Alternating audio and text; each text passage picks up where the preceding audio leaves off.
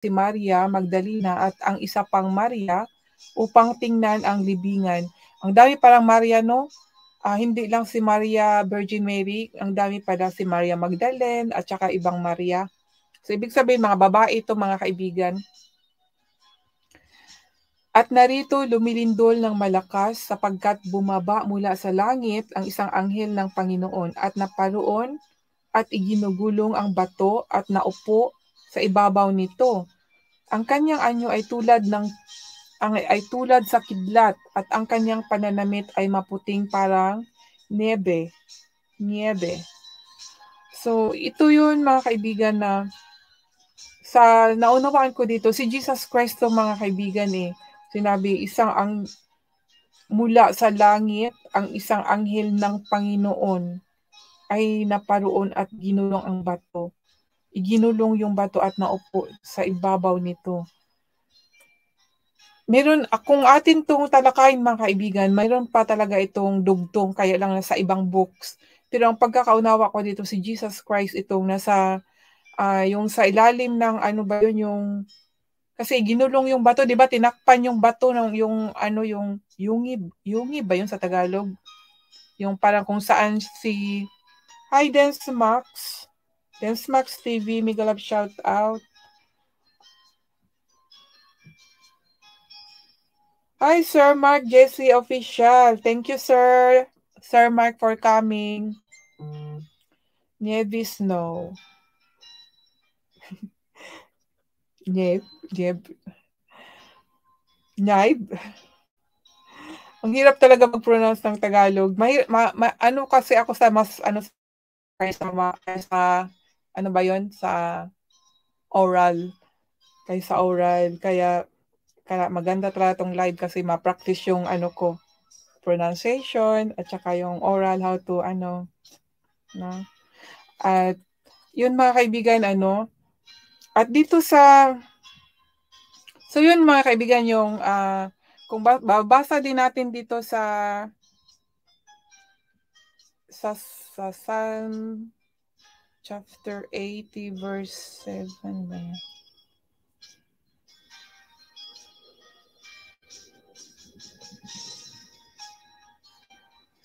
Verse 7, sabi dito, ibalik mo kami, turn us again, O God of hosts, and cause thy face to shine, and we shall be saved. Diba? Sabi dito, the same sa verse 3 po. At kahit dito sa last verse, sa 19, sinabi, turn us again, O Lord, God of hosts, cause thy face to shine, and we shall be saved. So, nag-ano sila na yung bang makita nila ang mukha ng Panginoon. Dahil hindi na nila nakikita ang mukha ng Panginoon ay parang tumalikod sa kanilang Panginoon. Siguro sa ganong panahon, dahil nga sa kanilang pag-disobey, marami silang hindi ginawa na labag sa Panginoon.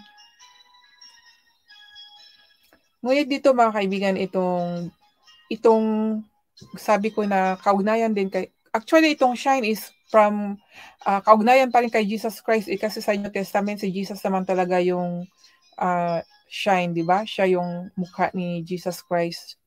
It's like ano ba yun? Kidlat at saka sun. Yun yung mababasa natin. Itong vine, mga kaibigan, itong vine kasi kaugnayan to kay Jesus Christ at sa atin. Ito talaga ang pinaka gusto kong i-share dahil favorite ko itong Books of John.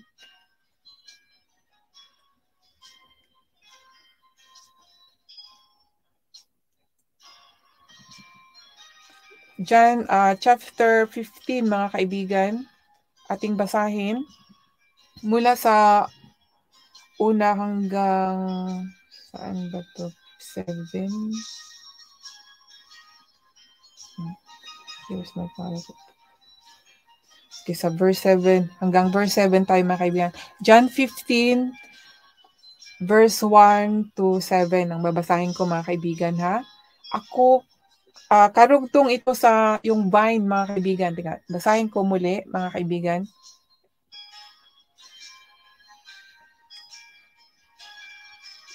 Sandali lang ha. Kasi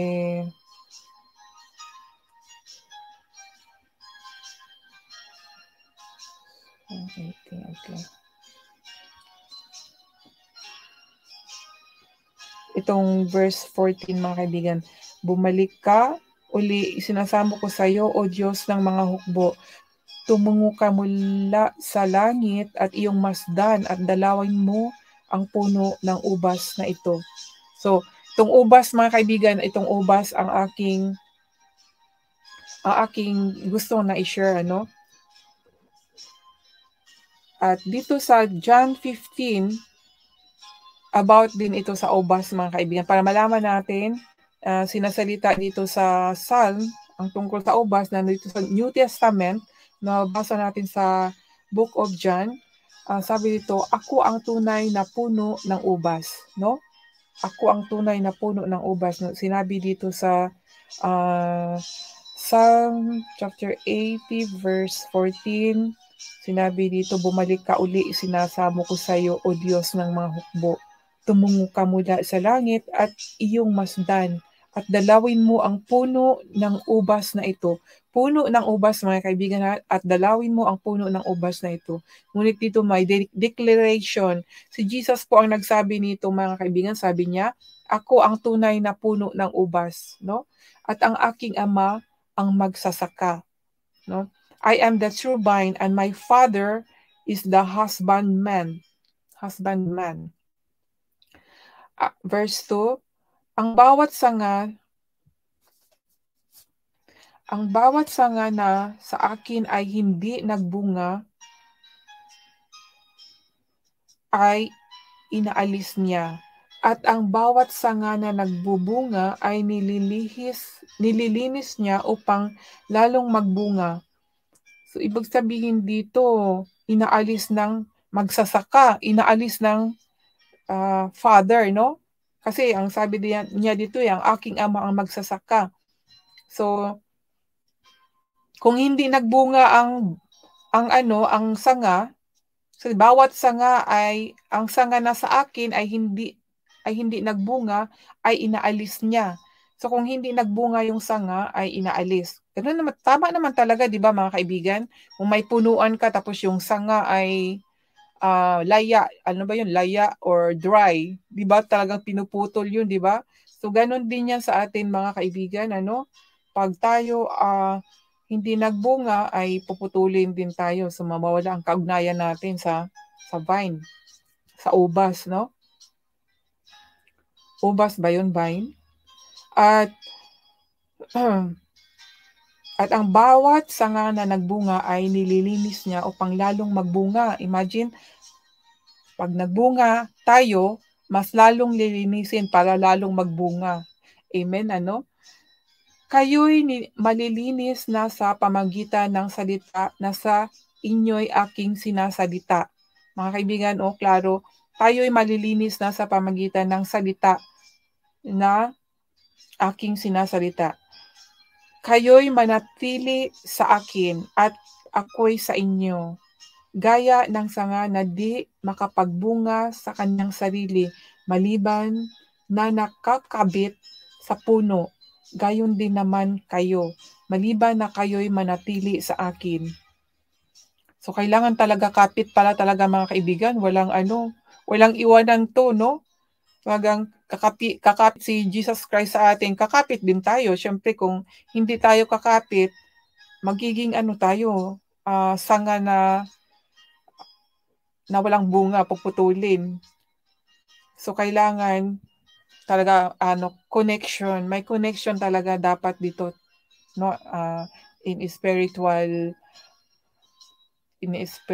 words, understanding yung spirit natin, dapat talaga merong yung bang our spirit at saka spirit ni Jesus Christ, the Holy Spirit, mag-connect ba mga kaibigan, connect inside us, no? Ang daming mga magaganda talagang mga word, mga kaibigan, pag atin lang talagang maunawaan, no? At dito sabi sa verse 4 ng John 15, kayo'y manatili sa akin. Ay, nabasa ko na ba ito? sorry, nabasa ko na pala. Ito sa verse 5 tayo mga kaibigan. Ako ang puno ng ubas. So, sinabi na naman niya uli, no? Nag-declare na naman siya uli na ako ang puno ng ubas, kayo ang mga sanga, ang mananatili sa akin, at ako'y sa kanya. At siya'y nagbubunga ng marami, sapagkat kung kayo'y hiwalay sa akin, ay wala kayong magagawa. O mga kaibigan, so very nice. Kung hiwalay tayo sa kanya, mga kaibigan, wala tayong magagawa. So true talaga yan. Wala talaga tayong magagawa, mga kaibigan. Kaya kailangan talaga merong connection. Yung totoo talagang connection, mga kaibigan. Hindi lang yung hanggang salita, kundi ginagawa, mga kaibigan. Hi, Playtime with Thank Chloe, Sir Jeff Miguelab, shout out. Thank you for coming. So mga kaibigan, ang ganda no, sa itong, klaro mga kaibigan no, sa verse 5 na, sapagkat kung kayo'y hiwalay sa akin ay wala kayong magagawa. Ito na lang mga kaibigan, hindi inyo po ba yan maano, parang gusto kong umiyak talaga, ayaw kong humiwalay talaga kay Jesus Christ. Kasi talagang, kaya ko dinideclare ang pangalan ni Jesus Christ kasi siya talaga yung na-meet ko nung 2012. Kaya siya talaga, I have to focus na ituturo talaga ang tungkol sa kanya. At talagang sa kanya naman talaga ang talata na to eh. Kaya hindi naman tayo maliligaw. At saka kung if we pray or sasambahin natin si Jesus Christ, hindi pa tayo magkakasala dahil wala pong nakalagay na pag atin siyang tatawagin or sasambahin ay magkakasala. Wala po. Dahil sinabi nga niya, pag tayo ay sumamba sa kanya, tumawag sa kanya, hindi sa kanya kundi sa Ama. So, ano lang yun mga kaibigan, parables lang yun eh, sumbingay ano, sa Bisaya ba yun, Tagalog? So, ganun lang yun mga kaibigan. And then, ang ano talaga nito na pag itong 5 no, kasi ang ganda eh, sapagkat kung kayo'y hiwalay sa akin ay wala kayong magagawa. Ang very strong word ito mga kaibigan. Wala tayong magagawa, it's true. Pag hiwalay tayo, sige nga, kung hindi natin kilala kung sino yung Diyos natin, tapos nagdasal tayo, parang walang meaning, pero at saka kung ayaw mo siyang tanggapin, meron ka bang kakayahan sa sarili mo lang? 'Di ba? Wala. Kung meron kang problema na pupunta ka sa tao tapos minsan yung tao hindi i-ignorein ka, walang ano sa'yo, papansin sa'yo. Saan ka tatakbo, 'di ba? Tatawag ka pa rin.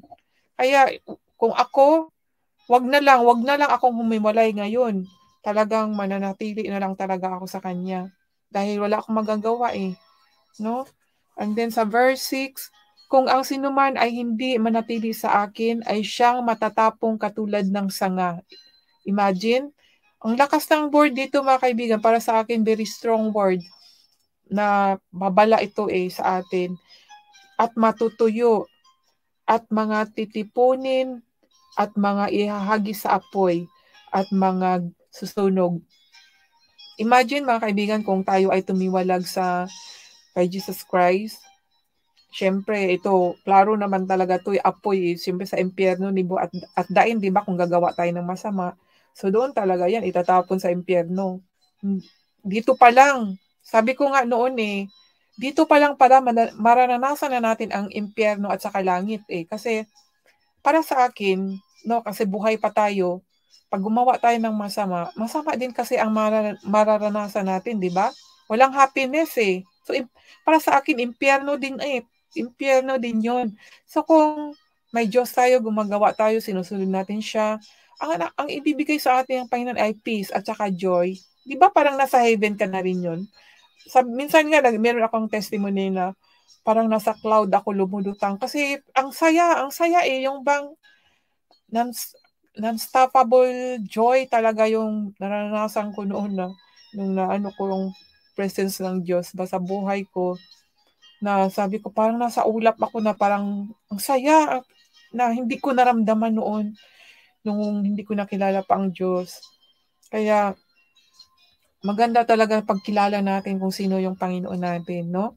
At dito sa verse 7, kung kayo'y magsipanatili sa akin at ang mga salita ko'y magsipanatili sa inyo, ay hingin ninyo ang anumang inyong ibigin ay gagawin sa inyo. Imagine, kung manatili lang tayo mga kaibigan, kung sundin lang natin siya, wala po talagang impossible. Dahil minsan iniisip pa lang natin, marami akong nababasa, hindi lang ako ang nagde-declare, mga tao na malapit na sila sa Panginoon. Sabi nila, iniisip ko pa lang, comment, magbabasa ako. Iniisip ko pa lang na natanggap ko na. Ganun yung mga declaration nila, mga testimony nila, mga kaibigan. Siyempre, at naranasan ko rin naman, kaya amen, di ba? Yan, ang ganda mga kaibigan. At sa ganitong lumalhati sa aking Ama, na kayo'y magsibungan ng marami at gayon kayo'y magiging aking mga alagad. So, actually, sa verse 8 mga kaibigan na sinabi dito, sa ganito'y lumuluwalhati ang aking Ama at kayo'y magsipagbunga ng marami at kayo'y magiging aking mga alagad. So, kung ginawa natin, the Father will glorified, magiging, siyempre masaya ang Ama, kasi nga, yun, ating sinusunod si Jesus Christ, at ang sabi ni Jesus Christ, tayo ay alagad, servant tayo ni Jesus Christ, no? Disciples, or in another words, disciples. Ngayon, ating talakayin, what is disciples, di ba? Ano ba ang ginagawa ng mga disciples? Ang ginagawa ng mga disciples, sa naunawaan ko, di ba yung mga disciples niya na sila Peter, sila John, di ba? Anong ginagawa nila? Di ba nagde-declare sila ng Word of God? Kaya ganun din dapat tayo mga kaibigan. Kung disciples tayo, huwag tayong maya, declare the Word of God. Para yun ang na magkalat-kalat, ipalaganap natin ang salita ng Diyos, ng Panginoon, no? Ng Diyos Panginoon. Ayan, may tumawag sa akin. Ayan, mga kaibigan. So we are the disciples of Christ Jesus.